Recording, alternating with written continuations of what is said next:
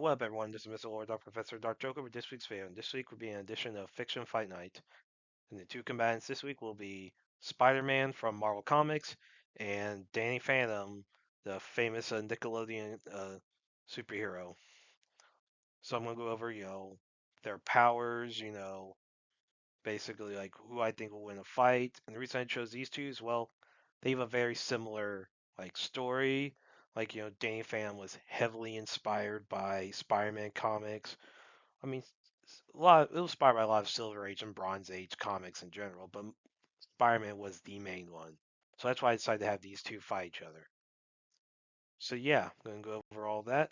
And with all that being said, on with the video. First off, Spider-Man. So his real name is Peter Parker. Yes, that's right. Peter Parker is Spider-Man. Miles Morales is Miles Morales. And so, how he got his powers, he was, well, bitten by a radioactive spider. One of the most famous superhero origin stories, like, ever. This is one of, like, the ones everyone knows. He got bit by a radioactive spider, was given spider powers. So, he debuted in Amazing Fantasy 15 in August of 1962. So, the character's been around for a while.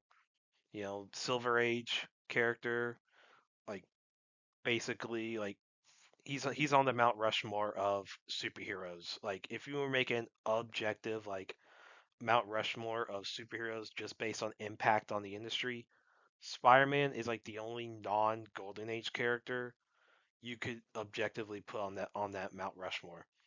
Anyway, so Spider-Man, defends New York City from various supervillains and mobsters, like Green Goblin, Doc Ock, Sandman, Rhino, Shocker, Mysterio, Kingpin. Yes, Kingpin was originally a Spider-Man villain, not a Daredevil villain.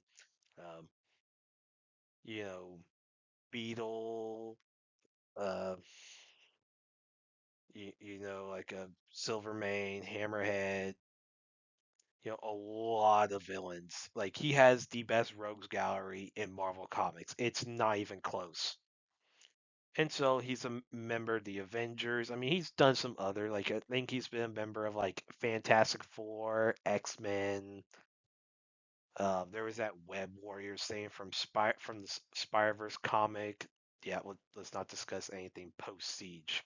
That's a post Siege thing with the Spider-Verse stuff. The '90s show is the only good Spider-Verse adaptation.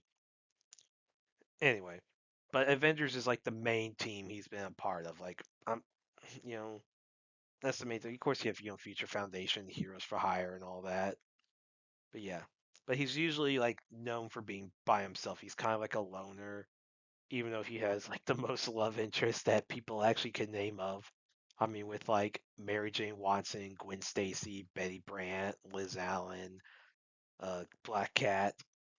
He's supposed to be like a nerd who sucks at getting women, yet he has the most love interest. Like, there's hope for us yet, guys. There is hope for us.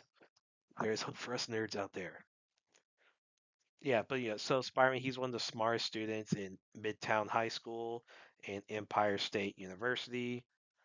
And his powers include super strength, web shooters, those are artificial. He made those himself. So yes, the Tobey Maguire movies did have that be like an actual superpower he got, where he actually naturally shot webs.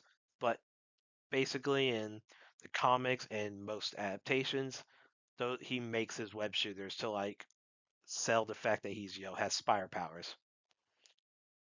And he has spire sense, which allows him to sense danger from basically any enemy except for symbiotes, other people with spire powers, and if someone uses like a chemicals or something that can disrupt his powers, they can become immune to it. Basically, anyone, most people can be sensed by Spire Sense. And yes, it's called Spire Sense. It's not called Peter Tingle. I freaking hated when they used that. Like, my biggest problem with Spider-Man Far From Home is when they called it Peter Tingle. I'm like, don't say some retarded thing like that. It is Spider Sense. Call it that. I was like, oh look, we made it funny with Peter Tingle. I'm sorry, sounds like he's about to take a piss. Listen, we're not talking about Spider-Man taking the piss. We're talking about Spider-Man being Spider-Man. It is called Spider Sense. Use the right term. And of course, due to the fact that he has spider powers, he can stick to walls.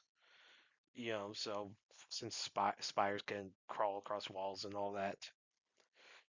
Yeah.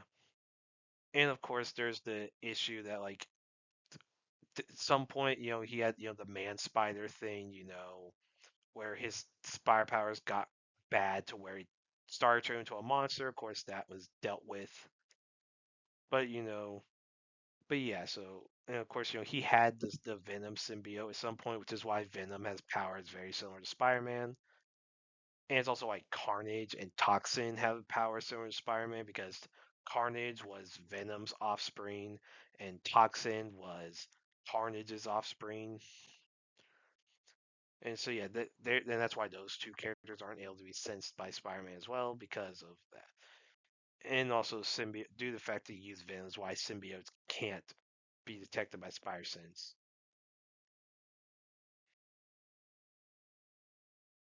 Now for Dane Phantom. So basically, Danny, like, his real name is Dane Fenton, basically his superhero name was like a play on word of his real name, and I guess no one cared about Danny Phantom enough to Dane Fenton enough to actually make the connection because he was kind of a nobody. He was mostly famous for being bullied in a sense. So he debuted in Dane Phantom episode one, and those who know like if you've seen the theme song, you know the or like you know his origin. Basically, his parents, Jack Fenton and Maddie Fenton, built a strange machine called a ghost, very strange machine called a ghost portal. And back when Dane was 14, and basically it didn't. They tried to cut it on, it didn't work, so basically they just quit. And Danny's friend Sam Manson wants to see the portal, so Danny takes her and Tucker Foley to like the lab where they see it. So Sam wants Danny to basically take a look inside the portal, and so Danny puts on a jumpsuit, goes inside, actually presses a button. Basically, Great Big Flash happens. Basically, it rearrange his molecules get rearranged, and he becomes half ghost. And basically, like you see his appearance, like he gets golden green, snow white hair, golden green eyes, and so when he gets powers, he protects Amy Park from ghosts with the help of Sam and Tucker, and he deals with distrust from various ghost hunters like his parents, Jack and Maddie, the guys in white, you know, hit one of the, one, former popular girl turned brief girlfriend, um, you know, Valerie, and well, very brief, like one episode. And then yeah, of course he ends up dating Sam at the end of the show. And so unlike Spider-Man, Dane Phantom he gets low grades. Like he goes to Casper High, named after Casper the friendly ghost. And basically like he gets low grades. He sucks at math and English. I can identify with him on the English one. That class sucks. Math, I would destroy him at math. Yeah. So Dane's powers that he gains include intangibility, invisibility, flight, ghost sense. Now the ghost sense is kind of like a cold that's inside of him that gradually gets stronger to the point in this episode, Urban Jungle. He he basically feels cold the entire time, and basically when he expels it, he can turn stuff to he can freeze stuff. So you can like basically so he's able to gain ice powers through that. And then, he can use ghost rays and ghost shield, basically using the green lasers to make, attacks or, use as a shield. And, he can then use a ghostly wail, which is like, it sounds like a, it sounds like a whale yelling or crying. Like, Like it's very loud. It can screw up people's hearing. Do a lot of damage. He gains it in the episode Ultimate Enemy. So like his evil future self gained it like I think it was like 10 years later after the present, but then Danny gets it like basically at his present age. So like he's able to get it before his future self, which is part of things that helps him defeat his future self. And since he's a ghost, one of the things all ghosts in the show can do is overshadow bodies. And he can use the overshadowing ability to like make people do what he wants, whether like say something they normally wouldn't, do something like and hurt themselves, like he famously did to Dash in the episode Rainstorm, where to get revenge on Dash for all the pranks he's done on him, all the bullying. He basically overshadows Dash and makes him like run to lockers and stuff. And part of the overshadowing, one variation is like he was able to go inside other people's dreams. So there was an episode where this ghost was trying to gain power through dreams, through people's dreams. And so he went inside the dreams of Sam Tucker and his sister Jazz, who knew his secret, you know, like who learned about his secret and occasionally would help him once he became aware that she knew. Basically, she didn't get too involved because she is not a great ghost hunter. Like she had, so Jazz had, when it comes to ghost hunting, I would say Jazz has Maddie's um basically fighting ability, but Jack's common sense. Yeah. So so Danny goes like their dreams. There's like a funny bit where his dream and Sam's dreams are very similar, which kind of weirds them both out. They don't really discuss it. And so when their ability, he can duplicate himself. He learns about that ability when Vlad Masters does it in his Vlad Plasmius form. So Danny eventually gets the ability to duplicate himself. He can make like I think it's like one or two he's able to make, and he has some form of super strength. So there was in the episode with the Morpho, in season 3, he's shown to be able to lift a bus that was about to fall off a cliff. So like he has some form of super strength, so he can lift some heavy objects in his ghost form. And I'm gonna go over who I think will win this fight.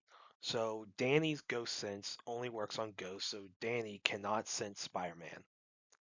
While Spider-Man can sense Danny since his spidey sense can work on ghosts. And Spider-Man is significantly smarter than Danny Phantom. Like the intelligence level is not even close. However, Danny can use his intangibility to avoid Spider-Man's attacks, and he can block with Ghost Shield. And flying, helps. Spider-Man swing, he swings a web, to get around, but he can't fly. Danny can fly. And Spider-Man also does not have access to ghost hunting equipment. Kind of something you would want to have if you're fighting a ghost. And you have the whole if someone like the whole with Spider-Man with the Batman argument. So when Batman has time to prepare, he could beat anyone. Which normally is true, but we can't always assume that. So we can't necessarily assume that with Spider-Man here. And Danny can use his ghostly wail to disrupt Spider-Man's hearing, and he can overshadow Spider-Man to make him hurt himself. And Danny can use his duplication ability to make Spider-Man deal with attacks from multiple directions, which could like overwhelm his spy sense. Because look, spy sense is not some like ultimate dodge thing. It's not like he can just immediately like Spider-Man can still get hit by stuff, even if he can sense something. It doesn't mean he's gonna always avoid it, because there'd be no tension then. Even if you have like people, villains have abilities to disrupt spidey sense. Basically, like Spider-Man can still get hit, even if you can still sense it coming. So if he's doing attacks from multiple versions of Danny, that is gonna be difficult even with Spider Sense. So I think with all the advantages that Danny has, I think Danny Phantom beats Spider-Man. And that's it.